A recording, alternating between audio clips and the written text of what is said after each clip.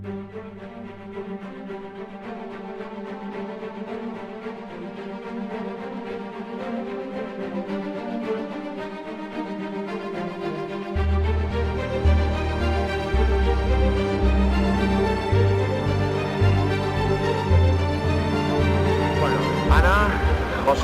estamos en el Festival de Sitges, ya de por sí un lugar, yo creo que además de tener su encanto bastante especial, en el que se desvía también mucho cine, absolutamente, sí.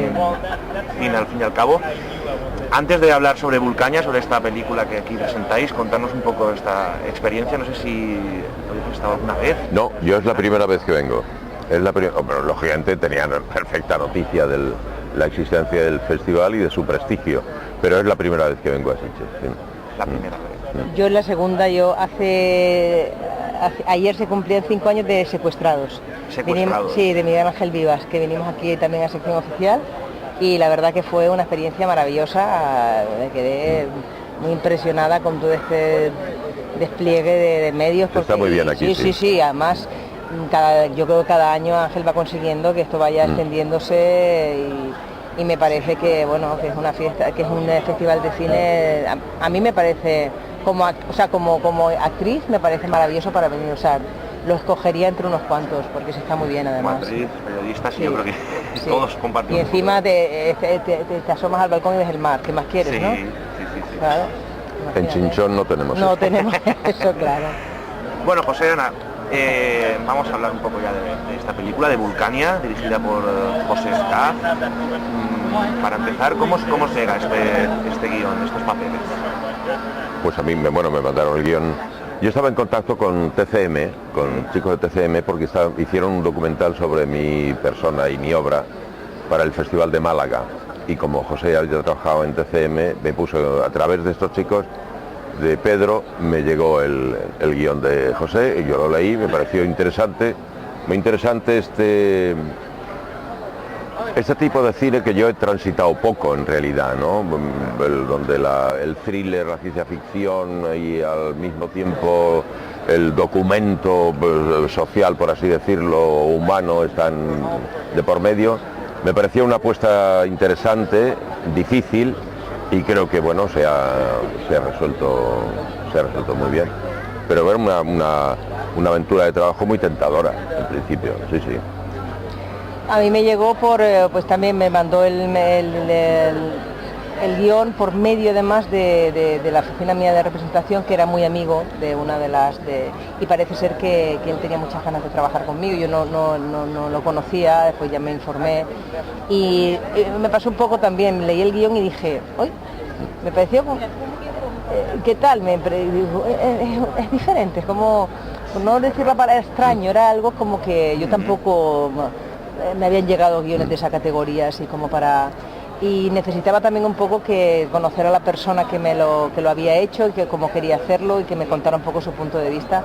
Y después de la primera reunión con José, sinceramente salí con bastante, convencida de que sí me apetecía meterme en la aventura, porque me convenció mucho él, me terminó de convencer, me terminó de colocar la historia donde él quería colocarlo. Yo también le dije lo que, después de 2 lecturas, porque le dije... Y la verdad que también estoy de acuerdo con José, me parece que el resultado ha sido, dentro de las condiciones en las que hemos rodado, que es como siempre ahora en este país, en el cine, poco presupuesto, poco tiempo, pero aún así dices tú, es que somos una pandilla de héroes, esto es así, porque al final sacas algo que nadie sabe lo que hay detrás, pero hay mucho esfuerzo y mucho cansancio y mucho contrarreloj, ¿no? Es interesante todo esto que estáis diciendo, Ana, José.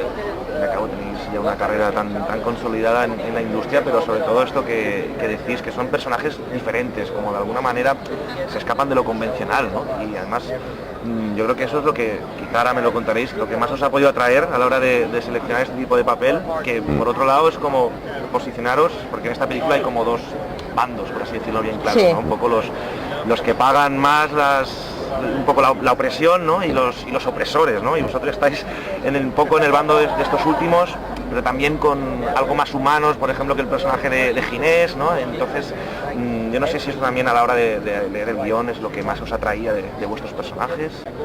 Bueno, sí, al fin y al cabo, casi todos los personajes, cuando tienes que que hacerlos tienes que tener una serie de resortes para poder anclarte y para poder hacer algo. Yo siempre creo que lo más importante es que sea algo creíble. O sea, aunque hagas mañana una marciana, quiero decir, que sea creíble, que sea reconocible, y al fin y al cabo lo que se reconoce son las emociones. Todo el mundo ahí se siente reconocido, aunque te hable.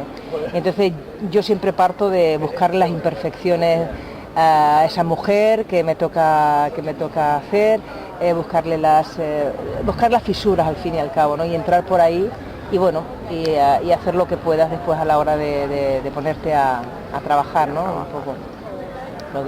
En el personaje mío, hablando con José, no presentaba mayores dificultades, ¿no? Creo que es un tipo que tiene, dentro de que son las dos caras de una misma moneda, pero cambiamos impresiones sobre si era encontrar un tono más neutro, más vehemente cuando se dirige a los tipos estos, al pueblo al que se dirige, pero bueno, no hubo mayores problemas para encontrarle la vuelta al personaje. Pero mira, por ejemplo, a mí una de las cosas que me gusta en la película, el personaje de José, por ejemplo, yo como espectadora, que ya cuando la vi, esto es lo que tiene o sea, ves el personaje la primera vez que empieza él con su discurso. Claro, cuando ves lo que hay detrás de ese personaje, ves al ser humano que hay y lo que representa, y lo vuelves a ver otra vez con el discurso segundo que le toca, lo ves desde otro sitio. Sí, entonces, claro, son piezas que van colocando. A mí me gusta esa cosa en la película, no te lo da todo, te va dosificando. Y tú vas entonces, ese tipo de... ¿Qué les pasa a esta gente? ¿Qué le pasa a esta mujer? ¿Por qué mira en el personaje? ¿Por qué Aurora mira así? ¿Por qué? Y de pronto me encanta que eso vaya como rellenando los huecos que al principio se quedan como diciendo, y no entienden, bueno. Y de hecho que dice el personaje, yo creo de... Claro, da una ternura tremenda, más, claro. Se ve, ¿no? Y no sé si es un contrapicado o qué, pero es al principio de una persona incluso Sí, poderosa, claro, ¿no? claro. Incluso de estos Y después ves lo que hay solemnes detrás. casi, ¿no? Y después es verdad que va haciendo como, se va humanizando, ¿no? De alguna manera. No es tanto... Lo humanizas tú, lo humanizas tú, el espectador exacto. es el que lo humaniza por ver de dónde viene ese hombre. Para yo, hablo de... Sí, de no yo es ahora tanto como humanizar, espectadora. es mostrar un personaje que existe perfectamente, Claro. El que aparentemente maneja el cotarro y no hace sino obedecer las órdenes que se le dan por detrás. Es decir, hay figuras políticas que están ahí encarnando supuestamente el poder, y el que maneja de verdad el cotarro es el poder económico. Dentro, que no da la cara, el que no da la cara, ¿no? Eso está... Claro. De todas maneras, José lo insiste hasta la saciedad, esta no es una película donde se haya querido contar la crónica, porque de hecho, ¿dónde ocurre esto? ¿En qué tiempo ocurre esto? Hay una universalización de la historia, precisamente porque de haber querido esta película ser la crónica o el reflejo o la crítica de una serie de cuestiones sociales o políticas, el camino a seguir hubiera sido otro, ¿no? Claro. Aquí esto se envuelve todavía en una cosa de metáfora, de cuento, de vaya usted a saber, porque efectivamente el que hace la revolución no es un tipo que tiene poderes una especie de redentor o de profeta más que de revolucionario, ¿no? Entonces, y la meta a alcanzar es una ciudad donde, bueno, se habla de los bancos, se habla de que no hay una, desde mi punto de vista, ¿no? Y hablando con José, esto está todo envuelto en una atmósfera de misterio y de cosas que cada espectador vaya sacando. Y abierta a interpretaciones, que es lo bonito, ¿no? Que cada uno cada espectador vaya... Es difícil que una espectador... Habrá mucha gente que piense que esa ciudad en realidad no merece la pena vivir en ella, porque tampoco es muy posible que haya mucha gente que diga, pues bueno, ¿y qué es lo que se me gusta de esa ciudad? Un banco, unos grandes almacenes, la contaminación, ¿dónde está? Otra gente puede pensar, bueno, ¿por qué este muchacho que tiene estos poderes, para romper una alambrada no hay que esperar tanto tiempo? En fin, pero todo esto porque esta película escapa a una lectura racional, por así decirlo. Ahí unas atmósferas, unas cosas, y que cada uno saque sus propias conclusiones, ¿no? Cierra la película como en su bóveda, claro, ¿verdad? Esto lo comparto. Y José, Ana, no quiero dejar la oportunidad de, aprovecho también para preguntaros, porque además yo creo que Vulcania, esta película, de alguna manera, antes lo sugería José, tiene que ver también con esta situación que estamos viviendo en nuestra industria, ¿no? En la industria audiovisual, yo no sé cómo lo veis, si sois de los optimistas, de los pesimistas en cuanto al futuro, porque las cosas, bueno, están mal, pero estamos haciendo maravillosas películas y no paramos de hacer. Yo sinceramente, antes lo decía José en la rueda de prensa, estoy totalmente de acuerdo con él, creo que hay muchísimo talento en este país, que están saliendo generaciones de creadores, desde guionistas, pasando por directores, impresionantes. Creo que se siguen haciendo historias, creo que esto de la crisis famosa sirve para que la gente se ponga todavía más la pila y cree más. Lo que pasa, la putada, hablando claro y pronto, es que no haya detrás una clase política que crea que no crea que esto sea cultura y que sea y que hay que potenciar desde muchos sitios, desde lo económico hasta pasando por el intelectual y por empujar, ¿no? Entonces eso es la pena. Pero talento, yo soy optimista porque a mí me siguen llegando propuestas, yo sigo viendo historias que me... Claro, ¿sabes? Entonces, claro, realmente hay una gran contradicción. Para mí, yo emocionalmente tengo una gran contradicción ahí. Ser peliculero en España es como ser torero en Islandia, más o menos. Hace ya tiempo de esto, pero yo lo tengo oído desde... Sí, es verdad, la precariedad, el correr, el haber, siempre ha sido la constante. Pasan los tiempos y los problemas también cambian, y cambian también las posibilidades, que duda cabe, ¿no? Porque ahora ven la luz, películas que puedes resolver con material, con despliegue de material que hace unos años era impensable. En Madrid 1987 la hemos rodado con una cámara que es más pequeña que esta, y cosas por el estilo. Y luego aparece la piratería y el internet, y por supuesto la figura de unos responsables políticos que son totalmente insensibles a...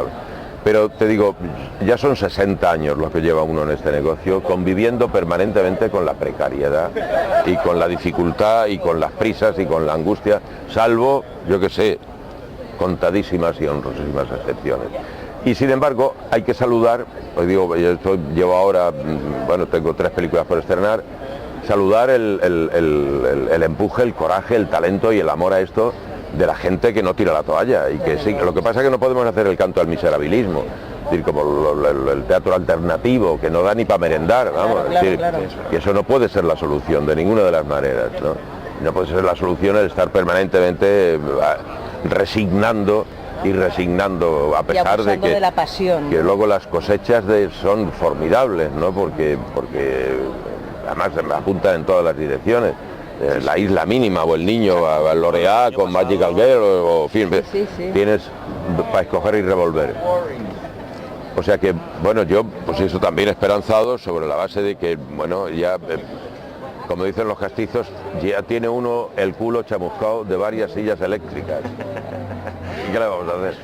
¿Cuánto da pensar eso? Dios mío, qué imagen. Sí, es verdad, ya otra vez, y ahora... Y aprovechando que habéis trabajado y estás, por ejemplo, en Velvet, en la pequeña pantalla, tantas series fantásticas, ¿qué opináis? Porque se está hablando también mucho de que es precisamente en la pequeña pantalla donde se está haciendo el mejor cine. En España no. ¿Qué opinas? Por ejemplo, ¿tú crees que en España, en Estados Unidos posiblemente sí, el mejor cine se hace ahora para la televisión. En Europa también hay mucho, en Francia también. Pero no, en España no. No, la ficción tiene una calidad formidable y se hace muy bien, pero creo que pero pensáis al fin y al cabo que es lo mismo hacer televisión. Yo creo que hay un desembarco muy grande de la gente del cine en la televisión, eso sí existe, porque evidentemente ha habido hacer cine últimamente era casi algo milagroso, hasta hay muchísima gente pero lo que dice, yo estoy de acuerdo con lo que dice José también, porque también las condiciones, como siempre, si nos extrapolamos del cine a la televisión, todo con prisas, todo para ayer, los guiones, no hay tiempo, pero esto es una cadena, porque por ejemplo, guionistas buenos, claro que hay guionistas buenos en este país, pero darle tiempo para que escriban, darle reescrituras para que revisen versiones, el problema de la tele es que mientras sigamos dependiendo de la audiencia, lógicamente es muy difícil plantear proyectos que vayan a gustar a más de 3 millones de personas. Tienes que negociar o claudicar o llámale X, lo que quieras. Entonces es un condicionante, no es el caso de la HBO en Estados Unidos, que los supuestos de producción son los que atienden a una clientela que ya está asegurada y hacen unos productos de mucho más riesgo, de mucho más, en fin, otra entidad, que duda cabe, ¿no? Pero, ¿y no creéis que, ya sé que claro, las diferencias son abismales, ¿no? Al otro lado del charco, ya para empezar por el dinero, ¿no? Que al fin y al cabo es algo clave en estos proyectos, pero que tampoco hay demasiado interés por copiar todos esos modelos productivos que también funcionan en Estados Unidos, por ejemplo, series también cerradas, ¿no? ¿Que crees que hay interés? ¿O que, bueno, ya me lo diréis ahora vosotros, yo percibo que no, o que no nos acabamos... Yo creo que interés sí pero hay, son canales, no, pero claro. es que esa gente es que no trabajan dependiendo del share de los cojones, Ya. ¿no? Son gente que tiene ya el supuesto de producción es otro, el modelo es otro. Mientras tengas que depender de la audiencia y la publicidad, el mercado es, la ley de oferta y demanda es la que es. Y te digo, yo estoy encantado y honradísimo de estar en Velvet, me parece una serie que tiene una dignidad y que se hace muy bien y que está muy bien, pero claro, por temática, por historia, por montones de cosas, creo que en el cine se apuesta a unas historias y a unos proyectos, en fin, creo que más interesantes. Sí. Pues muchísimas gracias, Ana y José Sacristán, espero que vaya fenomenal este Vulcania. Esperémoslo. Es una película muy interesante y que mucha suerte también. Muchas gracias.